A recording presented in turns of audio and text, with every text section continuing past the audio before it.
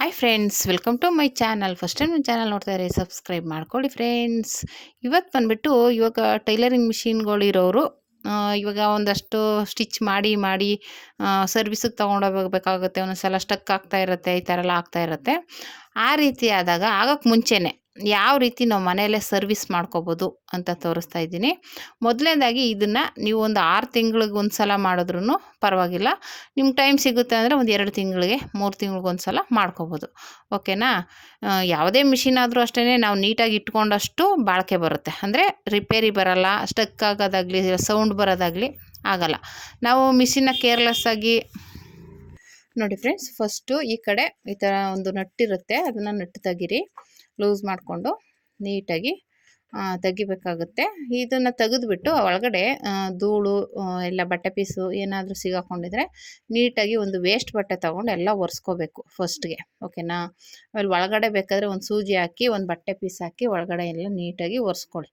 ನೀಟಾಗಿ ಒರೆಸ್ಬೇಕು. ಫಸ್ಟು ಧೂಳು, ಮಣ್ಣು, ಇದು ಏನಾದ್ರು ಸ್ಟಿಚ್ ಮಾಡುವಾಗ ದಾರ ಗಿರ ಎಲ್ಲ ಹೋಗಿ ಸ್ಟಕ್ ಆಗಿರುತ್ತೆ, ಅದೆಲ್ಲ ಒಂಥರ ಗೂಡು ಕಟ್ಕೊಂಡಿರುತ್ತೆ, ಅವೆಲ್ಲ ನೀಟಾಗಿ ತೆಗೀರಿ. ತೆಗೆದುಬಿಟ್ಟು ಮತ್ತೆ ಆಮೇಲೆ ಆಯಿಲ್ ಹಾಕಬೇಕಾಗುತ್ತೆ. ಓಕೆನಾ. ಇಲ್ಲಿ ತೆಗೆದುಬಿಟ್ಟು ನೀಟಾಗಿ ಇಲ್ಲೇ ಜಾಸ್ತಿ ನಾವು ಸೂಜಿ ಜಾಸ್ತಿ ಆಡೋದಾಗಿರೋದ್ರಿಂದ ಇಲ್ಲಿ ಸ್ವಲ್ಪ ಜಾಸ್ತಿನೇ ಹಾಕಬೇಕು ಆಯಿಲ್ನ. ಓಕೆನಾ. ಈ ರೀತಿ ಫಸ್ಟು ನೀವು ಎಲ್ಲ ಕಡೆನೂ ನೀಟಾಗಿ ಒರೆಸ್ಕೋಬೇಕಾಗುತ್ತೆ. ಮತ್ತು ಇದೆಲ್ಲ ಆದಮೇಲೆ ಕೆಳಗಡೆ ಟೆನ್ಷನ್ ಕೆಳಗಡೆ ಬಾಬಿನು ಎಲ್ಲ ತೆಗೆದುಬಿಟ್ಟು ಅಲ್ಲೂ ಅಷ್ಟೇ ಪ್ಲೇಟೆಲ್ಲ ತೆಗೆದುಬಿಟ್ಟು ನೀಟಾಗಿ ರೆಡಿ ಮಾಡ್ಕೋಬೇಕು. ಮತ್ತು ಹಿಂಗೆ ಒಳಗಡೆನೂ ಹಿಂದೆ ಕೆಳಗಡೆ ಉಲ್ಟಾ ತಿರುಗಿಸ್ಕೊಂಡು ಅಲ್ಲೂ ಅಷ್ಟೇ ನೀಟಾಗಿ ಎಲ್ಲ ಒರೆಸ್ಕೊಳ್ಳಿ. ಓಕೆನಾ. ನೀಟಾಗೆಲ್ಲ ಒರೆಸ್ಬಿಟ್ಟು ಮತ್ತೆ ಆಯಿಲ್ ಹಾಕಬೇಕು. ಹಿಂಗೆ ವೀಲರ್ನ ತಿರುಗಿಸ್ಕೊಂಡು ಎಲ್ಲೆಲ್ಲಿ ಜಾಯಿಂಟ್ ಇದೆ ಎಲ್ಲ ಕಡೆನೂ ಆಯಿಲ್ ಹಾಕಿ. ಓಕೆನಾ. ಎಷ್ಟು ಆಗುತ್ತೋ ಅಷ್ಟೂ ಒಂದು ಸ್ವಲ್ಪ ಜಾಸ್ತಿನೇ ಹಾಕಿ ಆಯಿಲು. ಯಾಕೆಂದರೆ ನೀವು ಸರ್ವಿಸ್ಗೆ ಅಂತ ಕೊಟ್ಟರು ಅವ್ರು ಮಾಡೋದು ಅದೇ, ಸ್ವಲ್ಪ ಆಯಿಲೆಲ್ಲ ಹಾಕಿ ಸ್ವಲ್ಪ ತಿರುಗಿಸಿ ಮಾಡಿ ಲೂಸ್ ಇದ್ದರೆ ಟೈಟ್ ಮಾಡಿ ಕೊಡ್ತಾರೆ ಅಷ್ಟೇ, ಇನ್ನೇನಿಲ್ಲ. ಅಕಸ್ಮಾತ್ ಯಾವುದಾದ್ರೂ ಸೌದೋಗಿದೆ ಅಂಥದ್ದು ಮುರಿದೋಗುತ್ತೆ ಅನ್ನೋ ಥರದ್ದಿದ್ದರೆ ತೆಗೆದುಬಿಟ್ಟು ಹಾಕ್ಕೊಡ್ತೀವಿ ಅಂತ ಹೇಳ್ತಾರೆ. ಓಕೆನಾ. ಒಟ್ಟಿನಲ್ಲಿ ಸರ್ವಿಸ್ಗೆ ಹೋದರೆ ಅಂತೂ ಏನಾದರೂ ಒಂದು ಪಾರ್ಟ್ಸು ಅವ್ರಿಗೂ ಒಂದು ಸ್ವಲ್ಪ ದುಡ್ಡು ಕಮಿಷನ್ ಆಗಬೇಕು ಅಂತ ಒಂಚೂರು ಆ ಕಡೆ ಈ ಕಡೆ ಆಗಿರೋ ತೆಗೆದುಬಿಟ್ಟು ಹೊಸ ಐಟಮ್ ಹಾಕಿ ಕೊಡ್ತಾರೆ. ಓಕೆನಾ.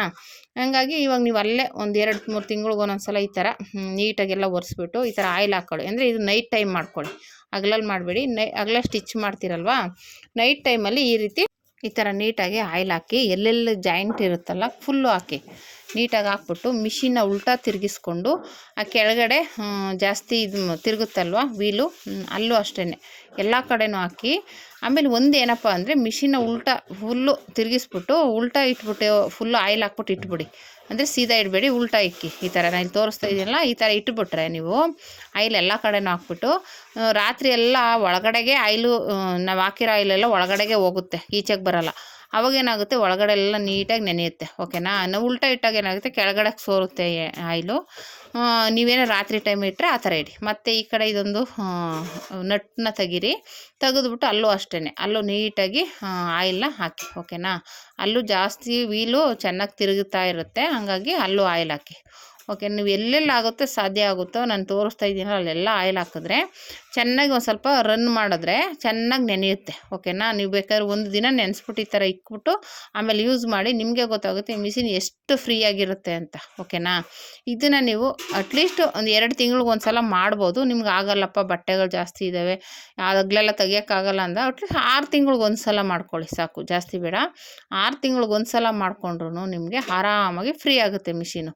ಆವಾಗ ನೀವು ಡೈಲಿ ಮಾಮೂಲಿ ಸ್ವಲ್ಪ ಕ್ಲೀನ್ ಮಾಡ್ಕೋತಾ ಇರ್ತೀವಿ, ಆದರೆ ಈ ಥರ ಆಯಿಲ್ ಹಾಕೋದು ಒಂದು 6 ತಿಂಗಳಿಗೆ ಒಂದು ಸಲ ಅಟ್ಲೀಸ್ಟ್ ನಾನು ಹೇಳ್ದಂಗೆ 2 ತಿಂಗಳು ಇಲ್ಲ 3 ತಿಂಗಳು ಮಾಡ್ಬೋದು. ನಿಮ್ಗೆ ಟೈಮ್ ಸಿಗುತ್ತೆ ಅಂದರೆ ಒಂದು 2 ತಿಂಗಳಿಗೋ ಇಲ್ಲ 3 ತಿಂಗಳಿಗೆ ಒಂದು ಸಲನೂ ಮಾಡ್ಬೋದು. ಓಕೆನಾ. ಆ ಥರ ಮಾಡೋದ್ರಿಂದ ನಿಮ್ಮ ಮಿಷಿನು ಎಲ್ಲೂ ಏನೂ ಹಾಳಾಗಲ್ಲ. ನೀಟಾಗಿ ಆಯಿಲ್ ಹಾಕೋದು ನೋಡಿ, ಈ ಥರ ತಿರುಗಿಸ್ಕೊಂಡು ಆಯಿಲ್ ಹಾಕಿ. ಓಕೆನಾ. ಇಲ್ಲಿ ನಾವು ಆಲ್ರೆಡಿ ತೆಗೆದುಬಿಟ್ಟು ಒರೆಸೋದ್ವಲ್ಲ, ಸೂಜಿ ಹಾಕ್ತೀವಲ್ಲ ಅಲ್ಲಿ ನೀಟಾಗಿ ಹಾಕ್ಬಿಟ್ಟು ಮತ್ತೆ ಇಲ್ಲಿ ಕೆಳಗಡೆ ಟೆನ್ಷನ್ ಹಾಕ್ತೀವಲ್ಲ ಅಲ್ಲಿ ಎಲ್ಲ ಕಡೆನೂ ಹಾಕ್ಬಿಟ್ಟು ಚೆನ್ನಾಗಿ ವೀಲ್ನ ಹಿಂಗೆ ತಿರುಗಿಸಿ. ಅವಾಗೇನಾಗುತ್ತೆ, ಸ್ಪೆಂಡ್ ಆಗುತ್ತಲ್ಲ, ತಿರುಗಿದಾಗ ಒಳಗಡೆ ಎಲ್ಲ ಆಯಿಲು ಮೇಲೆ ಕೆಳಗೆ ಜಂಪ್ ಆಗುತ್ತೆ. ಆಯಿಲ್ ಹಾಕಿರ್ತೀವಲ್ಲ ಮೇಲೆ ಕೆಳಗೆಲ್ಲ ಇದಾಗುತ್ತೆ. ಓಕೆನಾ. ಮತ್ತು ಇಲ್ಲಿ ಟೆನ್ಷನ್ ಹಾಕ್ತೀವಲ್ಲ ಅಲ್ಲಿ ಹಾಕಿ ಮತ್ತು ಅದೆಲ್ಲ ಹಾಕ್ಬಿಟ್ಟು ತಿರುಗಿಸ್ಕೊಂಡು ಈ ರೀತಿಯೇ ಇದು ಮಾಡ್ಕೋಬೇಕು ನೋಡಿ. ತಿರುಗಿಸಿ ಇದು ಮಾಡಿದ್ರೆ ಆಯಿಲೆಲ್ಲ ಎಲ್ಲ ಕಡೆನೂ ಇಳಿಯುತ್ತೆ. ಓಕೆನಾ. ಮತ್ತು ವೀಲರ್ ತಿರುಗುತ್ತಲ್ಲ ಅಲ್ಲೂ ಹಾಕಿ ಎಲ್ಲ ಕಡೆ ಎಷ್ಟು ಕಡೆ ಆಗುತ್ತೋ ನಿಮಗೆ ಮಿಷಿನ್ಗೆ ಇಲ್ಲಿ ಮೇಲ್ಗಡೆ ಹೋಲ್ ಇರುತ್ತಲ್ಲ ಹೋಲ್ಗೆಲ್ಲ ಹಾಕಿ ಅವಾಗೇನಾಗುತ್ತೆ ಒಳಗಡೆ ಫುಲ್ಲು ನೆನೆಯುತ್ತೆ. ಓಕೆನಾ. ಇದಂತೂ ಡೈಲಿ ಹಾಕ್ತಾ ಇರ್ತೀವಿ ಹೋಲ್ಗಳಿಗೆ. ಇವಾಗಲೂ ಎಲ್ಲ ಕಡೆನೂ ಹಾಕಿದಾಗ ಒಳಗಡೆ ಎಲ್ಲ ಮಿಷಿನ್ ಫ್ರೀ ಆಗುತ್ತೆ. ಹಾಕ್ಬಿಟ್ಟು ನೀಟಾಗಿ ಇವಾಗ ಇದನ್ನು ಮಾಮೂಲಿ ತುಳಿಯೋಕೆ ಹಾಕ್ಕೊಂಬಿಟ್ಟು ಚೆನ್ನಾಗಿ ತುಳಿಬೇಕು. ಇಲ್ಲ ಅಂದರೆ ತುಳಿಲಿಲ್ಲ ಅಂದರೂ ನಾನು ಹೇಳ್ದಂಗೆ ಉಲ್ಟಾ ತಿರುಗಿಸ್ಬಿಟ್ಟು ಇಟ್ಬಿಟ್ಟು ಒಂದಿನ ಬೆಳಗ್ಗೆಗೆ ಎದ್ದು ಮಾಮೂಲಿ ಮಿಷಿನ್ ಹಾಕ್ಕೊಂಡು ಚೆನ್ನಾಗಿ ತುಳಿಯೋದ್ರಿಂದನೂ ಚೆನ್ನಾಗಿ ಅಷ್ಟಕ್ಕೆಲ್ಲ ನೆಂದಿರುತ್ತೆ ರಾತ್ರಿ ಹೊತ್ತು. ಬೆಳಗ್ಗೆಗೆ ಹಾಕ್ಕೊಂಡು ಚೆನ್ನಾಗಿ ತುಳಿದ್ರೆ ಎಲ್ಲ ಫುಲ್ಲು ಫ್ರೀ ಆಗುತ್ತೆ. ಒಳಗಡೆ ಫುಲ್ಲು ಆಯಿಲಲ್ಲಿ ನೆಂದಿರುತ್ತಲ್ಲ ಫ್ರೀ ಆಗುತ್ತೆ ನಿಮಗೆ. ಆವಾಗ ಮಿಷಿನು ಎಷ್ಟು ಫ್ರೀಯಾಗಿ ಓಡುತ್ತೆ. ಆಮೇಲೆ ಸೌಂಡ್ ಬರೋಲ್ಲ. ಓಕೆನಾ. ಇದೇ ಥರ ನೀವು ನಾನು ಹೇಳ್ದಂಗೆ ತಿಂಗಳಿಗೊಂದ್ಸಲ 2 ತಿಂಗಳಿಗೊಂದ್ಸಲ ಮಾಡಿದ್ರೆ ಮಿಷಿನ್ ಫ್ರೀಯಾಗಿರುತ್ತೆ.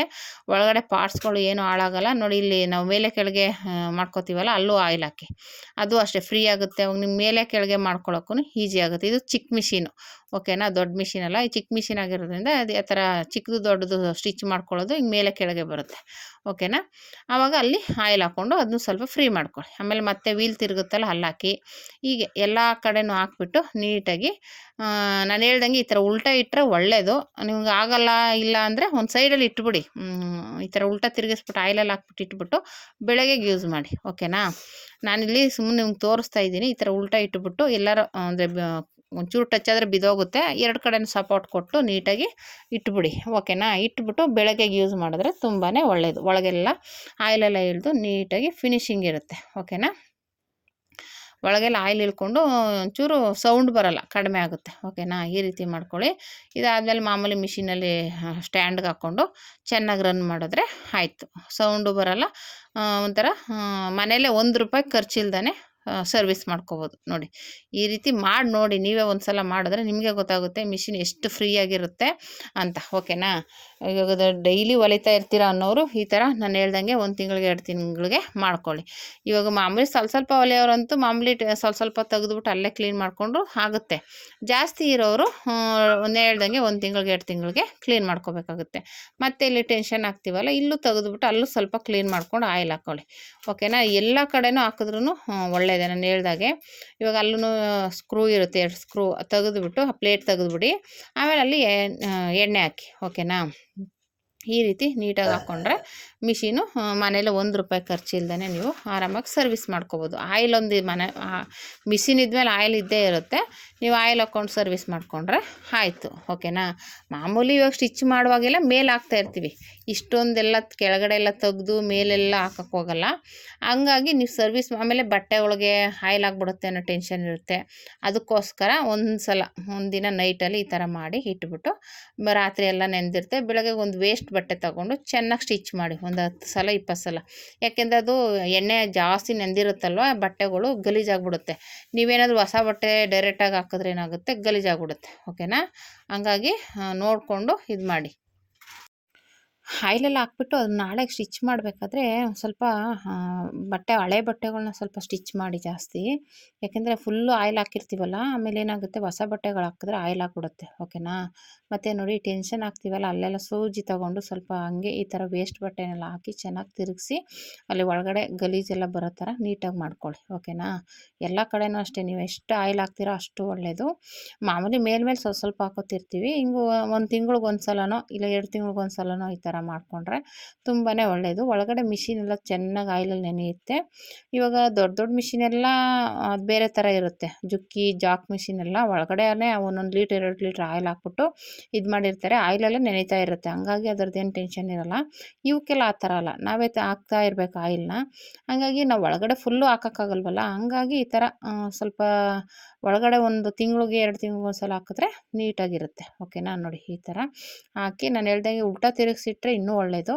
ಇಲ್ಲ ಅಂದರೆ ಪರವಾಗಿಲ್ಲ ಸೀದಾನೇ ಇಡ್ಬೋದು, ಏನು ತೊಂದರೆ ಇಲ್ಲ. ಆಯಿಲೆಲ್ಲ ಕೆಳಗಡೆ ಇದಕ್ಕೆಲ್ಲ ಇಳಿಯುತ್ತೆ. ಉಲ್ಟಾ ತಿರುಗಿಸಿದ್ರೆ ಒಳಗಡೆಗೆಲ್ಲ ಇಳಿಯುತ್ತೆ ಅಷ್ಟೇ, ಇನ್ನೇನಿಲ್ಲ. ಈ ಥರ ಎಲ್ಲ ಹಾಕ್ಕೊಂಡಾದ್ಮೇಲೆ ನೀಟಾಗಿ ಹಂಗೇನೆ ಫಿಟ್ ಮಾಡ್ಕೊಂಬಿಡಿ. ಇದೇನು ನಾವೇ ಮಾಡ್ಕೊಬೋದು, ಏನು ಬೇರೆ ಅಯ್ಯೋ ಬಿಚ್ಚಕ್ಕಾಗಲ್ಲಪ್ಪ ನಟ್ಗಳನ್ನ ಆ ಥರ ಏನೂ ತೊಂದರೆ ಇಲ್ಲ. ಇದನ್ನೆಲ್ಲ ನಾವೇ ನಾವು ಸ್ಟಿಚ್ ಮಾಡೋ ಹೆಣ್ಮಕ್ಳೇ ರೆಡಿ ಮಾಡ್ಕೊಬೋದು, ತೊಂದರೆ ಏನಿಲ್ಲ. ಓಕೆನಾ. ನೋಡಿ ಈ ಥರ ಹಾಕ್ಬಿಟ್ಟು ನೀಟಾಗಿ ಈ ಥರ ಒಂದಷ್ಟೊತ್ತು ಒಂದು 5 ನಿಮಿಷ ಚೆನ್ನಾಗಿ ತುಳಿರಿ. ಓಕೆನಾ. ಅವಾಗೇನಾಗುತ್ತೆ, ಸ್ಪೀಡಾಗಿ ತುಳಿದಾಗ ಮೇಲೆ ಕೆಳಗೆ ಎಲ್ಲ ಕಡೆ ಆಯಿಲು ಇದಾಗಿ ಮಿಷಿನು ರನ್ನಿಂಗಲ್ಲಿ ನೀಟಾಗಾಗುತ್ತೆ. ಓಕೆನಾ.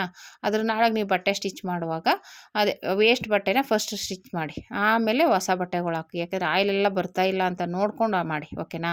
ಇಲ್ಲಾಂದರೆ ಹೊಸ ಬಟ್ಟೆಗೆ ನೀವು ಡೈರೆಕ್ಟಾಗಿ ಹಾಕ್ಬಿಟ್ರೆ ಆಯಿಲೆಲ್ಲ ಆಗಿಬಿಡುತ್ತೆ. ಹಂಗಾಗಿ ಹಳೆ ಬಟ್ಟೆ ಫಸ್ಟ್ ಸ್ಟಿಚ್ ಮಾಡಿ, ಆಮೇಲೆ ಹೊಸ ಬಟ್ಟೆ ಸ್ಟಿಚ್ ಮಾಡಿ. ಓಕೆನಾ. Thank you for watching friends.